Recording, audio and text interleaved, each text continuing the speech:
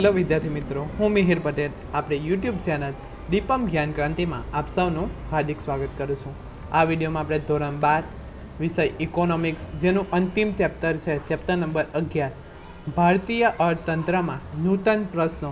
તો આ વિડીયોમાં આપણે પારિભાષિક જે શબ્દ છે તો એની વિસ્તૃત ચર્ચા કરીશું, જે આ ચેપ્ટરમાં વારંવાર શબ્દનો ઉપયોગ થાય છે અને એ તમને વ્યાખ્યા તરીકે પૂછાઈ શકે એવા જે પારિભાષિક શબ્દ છે તો એની વિસ્તૃત ચર્ચા કરીશું।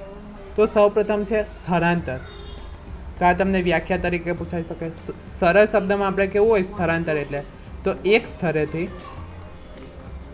બીજા સ્થળે જે સ્થળાંતર કરવામાં આવે અથવા તો એક સ્થળેથી બીજા સ્થળે વ્યક્તિ વસવાટ કરે તો એને શું કહેવામાં આવે? સ્થળાંતર કહેવામાં આવે છે। પરંતુ આપણે ઇકોનોમિક્સના વિદ્યાર્થી છે તો આવી વ્યાખ્યા લખે તો આપણને માર્ક ન મળે। તો અર્થશાસ્ત્રની પરિભાષામાં સ્થળાંતર જોઈએ તો જ્યારે વ્યક્તિ એક સ્થળેથી બીજા સ્થળે વતનથી દૂર દેશમાં કે વિદેશમાં નોકરી, વ્યવસાય, ધંધો કે વધુ સારા જીવન ધોરણ પ્રાપ્ત કરવા માટે કાયમી વસવાટ કરે છે તો ત્યારે તેને સ્થળાંતર કહેવામાં આવે છે। શું છે? તો જ્યારે વ્યક્તિ એક સ્થળેથી બીજા સ્થળે વતનથી પોતાનું જે મૂળ વતન છે તો એ વતનથી દૂર જાય છે તો ક્યાં જશે? તો દેશમાં, એટલે કે દેશમાં જે સ્થળાંતર થાય તો એને આંતર સ્થળાંતર કહેવામાં આવે છે અથવા તો આંતરરાજ્ય સ્થળાંતર કહેવામાં આવે છે। એટલે કે એક દેશમાંથી, એક રાજ્યમાંથી બીજા રાજ્યમાં તો એને દેશમાં સ્થળાંતર કહેવામાં આવે છે। વિદેશમાં એટલે કે પોતાના ભારત દેશમાંથી અન્ય કોઈક દેશમાં નોકરી મેળવવા માટે, વ્યવસાય, ધંધો કે વધુ સારા જીવન ધોરણ પ્રાપ્ત કરવા માટે એ કાયમી વસવાટ કરે તો ત્યારે તેને સ્થળાંતર કહેવામાં આવે છે। ત્યારબાદ છે આકર્ષણ સ્થળાંતર। તો આકર્ષણ સ્થળાંતર કોને કહેવામાં આવે છે? જ્યારે વ્યક્તિ કોઈ પણ કારણસર શહેરી જીવન પદ્ધતિ અને વિવિધ સવલતોથી આકર્ષાઈને પોતાના વતનથી દૂર જઈ વસવાટ કરે ત્યારે તેને આકર્ષણ સ્થળાંતર કહેવામાં આવે છે। શું છે આકર્ષણ સ્થળાંતર? એટલે જ્યારે વ્યક્તિ કોઈ પણ કારણસર, શું છે તો કોઈક એવું કારણ છે તો એ શહેરી જીવન પદ્ધતિ અને વિવિધ સવલતોથી આકર્ષાઈને પોતાના વતનથી દૂર જઈને વસવાટ કરે ત્યારે તેને આકર્ષણ સ્થળાંતર કહેવામાં આવે છે। શું છે? તો પોતાની કોઈક કારણ છે કે શહેરી જીવનમાં એને જીવનની પદ્ધતિથી એ આકર્ષાય છે, એટલે કે તેને રસ જાય છે કે ફોર એક્ઝામ્પલ ગામડામાં વ્યક્તિ વસવાટ કરે છે તો ત્યાં ગામડામાં સિનેમા છે, એટલે કે ટેલિવિઝનની કોઈ સુવિધા ન હોય અથવા તો કોઈ પિક્ચર માટે થિયેટર ન હોય તો એનાથી આકર્ષાઈને એ શું કરશે? તો શહેરમાં સ્થળાંતર કરશે। તેવી જ રીતે જે ગ્રામ્ય વિસ્તાર છે તો ત્યાં પ્રાથમિક જરૂરિયાત અપૂરતી તો એના કારણે જે પ્રાથમિક જરૂરિયાત સંતોષવા એ શું કરશે? તો શહેરમાં જશે તો એને કહેવામાં આવે છે। તેવી જ રીતે નોકરી મેળવવા માટે તો ગ્રામ્ય વિસ્તારમાં જે છે તો નોકરીની કોઈ સવલત ન હોવાના કારણે શું કરશે? તો શહેરમાં એ વસવાટ કરશે। શું કરશે? શહેર તરફ આકર્ષણ થાય છે અને એ શહેર તરફ જે સ્થળાંતર કરે તો એને આકર્ષણ સ્થળાંતર કહેવામાં આવે છે। શું કહેવામાં આવે છે? આકર્ષણ સ્થળાંતર। એટલે કે જ્યારે વ્યક્તિ કોઈ પણ કારણસર શહેરી જીવન પદ્ધતિ અને વિવિધ સવલતોથી આકર્ષાઈને પોતાના વતનથી દૂર જઈ વસવાટ કરે ત્યારે તેને આકર્ષણ સ્થળાંતર કહેવામાં આવે છે। હવે જોઈએ અપાકર્ષણ સ્થળાંતર।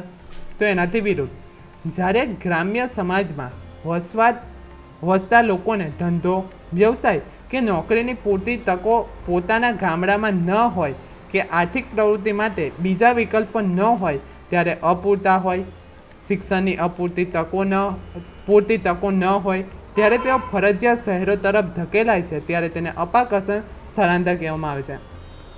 એટલે કે અપાકર્ષણ સ્થળાંતરમાં શું છે? તો વ્યક્તિની ઈચ્છા ન હોવા છતાં, શું છે? વ્યક્તિની ઈચ્છા ન હોવા છતાં સ્થળાંતર કરવામાં આવે તો તેને શું કહેવામાં આવે છે? અપાકર્ષણ સ્થળાંતર। જ્યારે આકર્ષણ સ્થળાંતરમાં શું હતું? વ્યક્તિ પોતાની ઈચ્છાથી અન્ય શહેરમાં અથવા તો ગામડામાંથી શહેર તરફ સ્થળાંતર કરે તો એને આકર્ષણ સ્થળાંતર કહેવામાં આવે છે.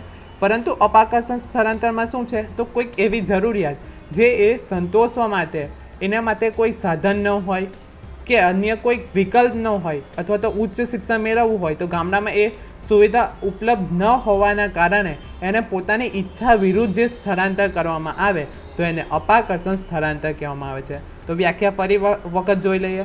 તો જ્યારે ગ્રામ્ય સમાજમાં વસતા લોકોને ધંધો, વ્યવસાય કે નોકરીની પૂરતી તકો પોતાના ગામડામાં ન હોવાના કારણે અથવા તો આર્થિક પ્રવૃત્તિ માટે બીજા વિકલ્પ ન હોય અથવા તો અપૂરતા હોય અને શિક્ષણની પૂરતી તકો ન હોય ત્યારે તેઓ ફરજિયાત શહેર તરફ ધકેલાય છે, ત્યારે તેને અપાકર્ષણ સ્થળાંતર કહેવામાં આવે છે.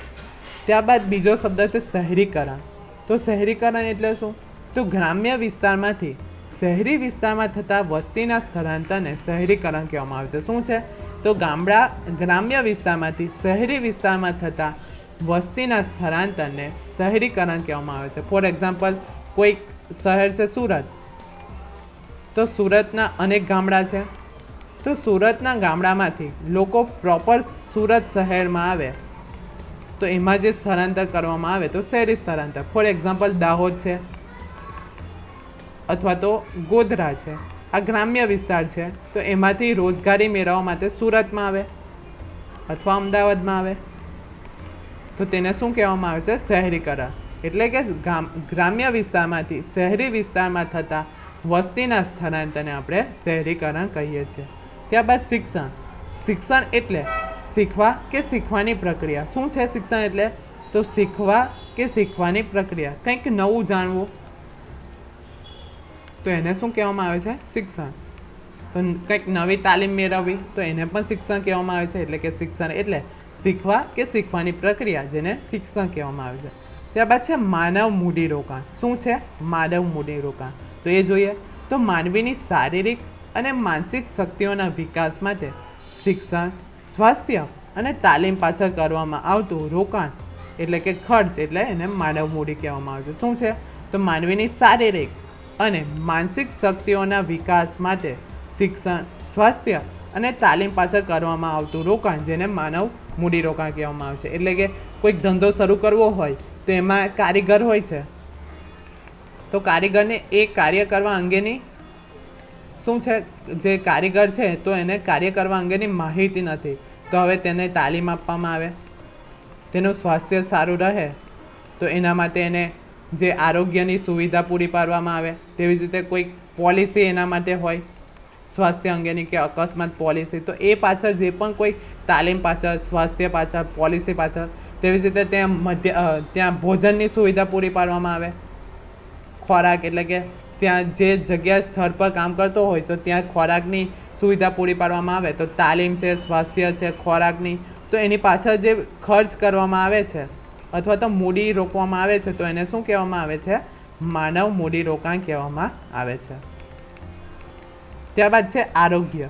તો ફક્ત રોગની ગેરહાજરી કે શારીરિક શક્તિ જે સાચું આરોગ્ય કે સ્વાસ્થ્ય કહી શકાય નહીં, પરંતુ માણસના સંપૂર્ણ ભૌતિક, માનસિક અને સામાજિક કલ્યાણને આરોગ્ય કે સ્વાસ્થ્ય કહી શકાય. શું છે કે ફક્ત રોગોની ગેરહાજરી કે શારીરિક શક્તિ એટલે આપણે આરોગ્ય એવું કહેવામાં આવતું નથી, પરંતુ સાચા અર્થમાં આરોગ્ય એટલે શું, તો માણસના સંપૂર્ણ ભૌતિક, માનસિક અને સામાજિક કલ્યાણને આરોગ્ય કે સ્વાસ્થ્ય કહેવામાં આવે છે.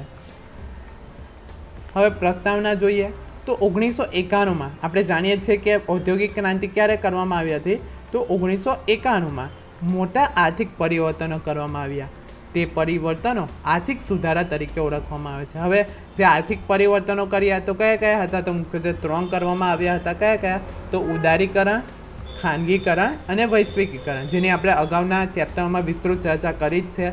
તો એ અન્વયે ભારતીય અર્થતંત્રની કાયાપલટ કરવામાં આવી. એટલે કે જે 1991માં ઔદ્યોગિક પરિવર્તનો કરવામાં આવ્યા અથવા તો આર્થિક જે સુધારા કરવામાં આવ્યા, ઉદારીકરણ, ખાનગીકરણ અને વૈશ્વિકીકરણના કારણે આપણું જે ભારતીય અર્થતંત્ર છે તો એની કાયાપલટ કરવામાં આવી. એટલે કે જે ભારતીય અર્થતંત્ર પહેલાં અલ્પ વિકસિત હતું તે હવે વિકાસશીલ બની રહ્યું છે.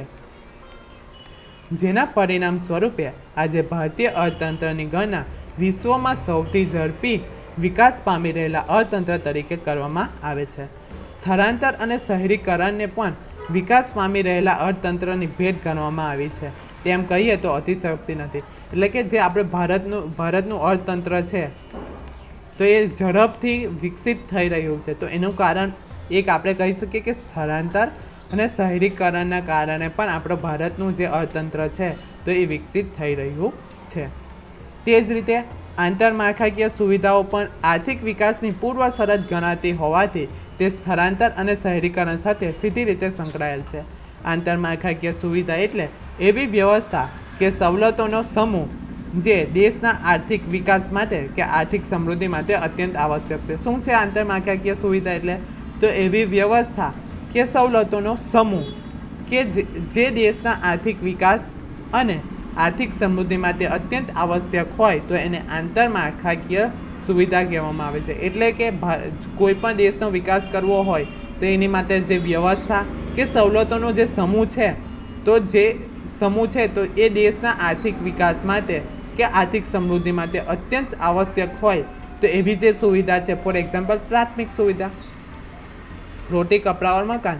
તો દેશના તમામ નાગરિકોને એ જરૂરિયાત પ્રાપ્ત થાય તો એને શું કહેવામાં આવે છે? તો આવી જે પ્રાથમિક જરૂરિયાત છે તો એને આંતરમાળખાકીય સુવિધા કહેવામાં આવે છે. એટલે કે અત્યંત જે આવશ્યક સુવિધા છે તો એને કહેવામાં આવે છે. આમ આપણે આ જે પ્રકરણ છે તો એમાં દેશના આર્થિક વિકાસ માટે કે સમૃદ્ધિ સાથે સંકળાયેલા 3 જુદા જુદા ક્ષેત્રોની વિસ્તૃત માહિતી મેળવીશું. જેમાં સ્થળાંતરના મુખ્યત્વે 2 રીતે આપણે પ્રકાર પાડી શકીએ. સ્થળાંતર એટલે કે સ્થળના આધારે જે સ્થળાંતર થાય તે, એટલે કે સ્થળ સ્થળાંતર. અને બીજો પ્રકાર છે કારણ આધારિત, એટલે કે કોઈ કારણના આધારે આપણે સ્થળાંતર કરીએ તો એને કારણ આધારિત સ્થળાંતર કહેવામાં આવે છે. હવે જે સ્થળાંતર છે એના પણ 2 પ્રકાર પાડવામાં આવેલા છે. તો કયા કયા પ્રકાર છે તો એ જોઈએ. તો એક છે આંતર સ્થળાંતર એટલે કે આંતરિક સ્થળાંતર, અને બીજું છે આંતરરાષ્ટ્રીય સ્થળાંતર. આંતરિક સ્થળાંતર એટલે શું? તો દેશની સીમાની અંદર જે પણ કોઈ સ્થળાંતર કરવામાં આવે તો એને આંતરિક સ્થળાંતર કહેવામાં આવે છે. ફોર એક્ઝામ્પલ કોઈ એક રાજ્યમાંથી બીજા રાજ્યમાં, તો આને શું કહેવામાં આવે છે? આંતરિક સ્થળાંતર. તેવી જ રીતે કોઈ એક શહેરમાંથી બીજા શહેરમાં, તો આ જે સ્થળાંતર કરવામાં આવે છે તો એને શું કહેવામાં આવે છે? આંતરિક સ્થળાંતર. જ્યારે આંતરરાષ્ટ્રીય સ્થળાંતર એટલે શું? તો એક દેશમાંથી બીજા દેશમાં જે સ્થળાંતર થાય તો એને આંતરરાષ્ટ્રીય સ્થળાંતર કહેવામાં આવે છે. હવે કારણ આધારિત સ્થળાંતરમાં પણ 2 પ્રકારો પડે છે. કયા કયા? તો આકર્ષણના કારણે સ્થળાંતર થાય છે, અને બીજું છે અપાકર્ષણ સ્થળાંતર. આકર્ષણના આધારે કઈ રીતે સ્થળાંતર થાય? તો ગ્રામ્ય વિસ્તારમાં કોઈ વ્યક્તિ રહેતી હોય તો પ્રાથમિક જરૂરિયાત સંતોષવા અથવા તો મોજ શોખની જરૂરિયાત સંતોષવા માટે એ ગ્રામ્ય વિસ્તારમાંથી શહેરી વિસ્તારમાં સ્થળાંતર કહેવામાં આવે તો એને આકર્ષણ સ્થળાંતર કહેવામાં આવે છે. જ્યારે અપાકર્ષણ સ્થળાંતર વ્યક્તિની ઈચ્છા શું હશે? વ્યક્તિની ઈચ્છા ન હોવા છતાં સ્થળાંતર કરવામાં આવે તો એને અપાકર્ષણ સ્થળાંતર કહેવામાં આવે. ફોર એક્ઝામ્પલ ઉચ્ચ શિક્ષણ મેળવવું હોય અથવા તો એવી જરૂરિયાત જેનો કોઈક બીજો વિકલ્પ ન હોય અને શહેરમાં સ્થળાંતર કરવું જરૂરી જ બને તો એવાને શું કહેવામાં આવે છે? અપાકર્ષણ સ્થળાંતર. જેમાં ઉચ્ચ શિક્ષણ હોઈ શકે, નોકરી મેળવવા કે પાયાની જે જરૂરિયાત છે તો એ સંતોષવા માટે વ્યક્તિની ઈચ્છા ન હોય છતાં પણ જો સ્થળાંતર કરવામાં આવે તો એને અપાકર્ષણ સ્થળાંતર કહેવામાં આવે છે. આશા રાખું છું કે તમને આ વિડીયોમાં સમજ પડી ગઈ હશે, અને જો તમને આ વિડીયો પસંદ પડ્યો હોય તો વધુમાં વધુ લાઇક કરો, શેર કરો અને અમારી ચેનલને સબસ્ક્રાઈબ કરો. Thank you.